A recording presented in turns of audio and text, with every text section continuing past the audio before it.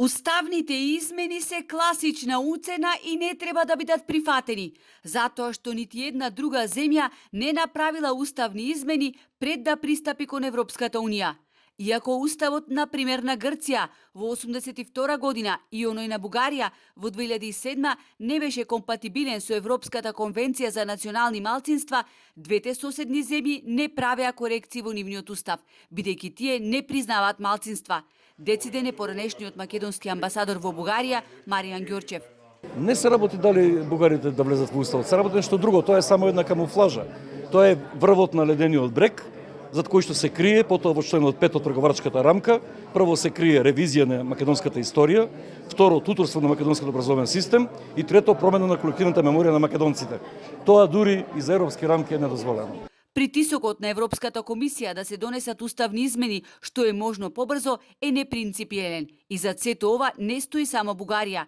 Тоа е повеќе желба на Европската Унија да го одложи проширувањето, а Бугарија е само искористена од некои големи европски земји кои се кријат зад нашиот источен сосед, уверен е Ѓорчев, кој смета дека земјава треба да оди на избори пред да се донесат било какви уставни измени. Ова е заеднички став на македонски искусни дипломати. Ние треба да се водиме од тоа што е најдобро за нашата држава. Затоа треба да има избори, да се види кој има најголема политичка мок и багаж за да направи било какви промени понатака. Според мене дека треба да се оди први на избори, да се расчисти ова, да речем, политичка магла кај нас и да се види реалниот приказ на политичките сили во Македонија и потоа да се направи еден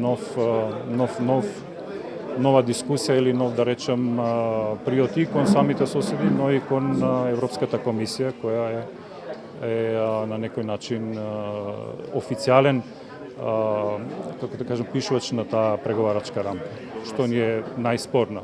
Случајот со Пендиков и оној со председателот на Струшкото бугарско здружение Шемето, Бекир Кадриевски, се потези на подземни структури и немаат никаква врска со она што значи европски процес, но и тоа како се користи за ширење на лажна бугаризација на Македонија, ценат искусните дипломати.